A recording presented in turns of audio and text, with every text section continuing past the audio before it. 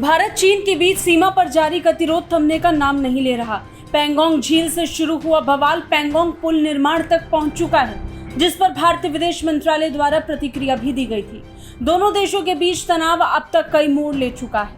हिंसक गतिरोध से लेकर कोर कमांडर स्तर की बैठक हुई। अब इसी कड़ी में फिर एक बार भारत चीन के बीच 16वें दौर की कोर कमांडर स्तर की बातचीत हुई। इस दौरान भारत ने सख्त लहजे में चीन से पूर्वी लद्दाख से सभी विवादित जगहों से जल्द सैनिकों को हटाने पर जोर दिया है। समाचार एजेंसी के मुताबिक बैठक करीब 12.5 घंटे तक चली। इस दौरान भारतीय प्रतिनिधिमंडल ने अप्रैल 2020 की यथास्थिति बनाए रखने पर जोर दिया। भारत और चीन के बीच अप्रैल 2020 में ही सीमा को लेकर विवाद शुरू हुआ था। बता दें, भारत की ओर से लेफ्टिनेंट जनरल अनिंद्य सेन गुप्ता की अध्यक्षता में प्रतिनिधिमंडल पहुंचा था, जबकि चीन की ओर से South Xinjiang military district chief major general Yang Lin की अध्यक्षता में बातचीत हुई। इससे पहले 11 मार्च को दोनों देशों के बीच 15वें दौर की बातचीत हुई। हालांकि इसका कोई नतीजा भी नहीं निकला। 16वें दौर की बैठक का जिक्र करें तो इस बैठक में भारत ने जल्द से जल्द बाकी क्षेत्रों में भी डिसएंगेजमेंट करने पर जोर दिया। इसके साथ ही भारत ने देपसांग और डेंगचोक में भी विवादित मुद्दों को जल्द से जल्द निपटाने को कहा।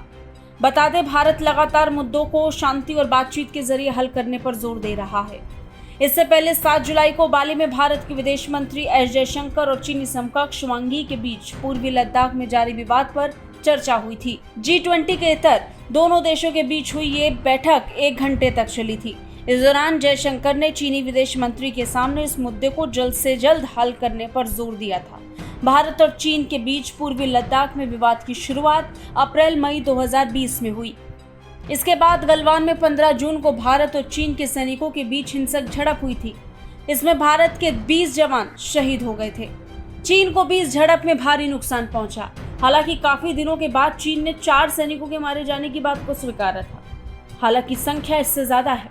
इस हिंसक झड़प के बाद से पूर्वी लद्दाख में सीमा पर दोनों देशों ने जवानों की तैनाती में काफी इजाफा किया। सिर्फ संख्या बल के लिहाज से ही नहीं, बल्कि रणनीतिक लिहाज से भी दोनों ओर से तेजी देखी गई है। ब्यूरो रिपोर्ट, भारत तक।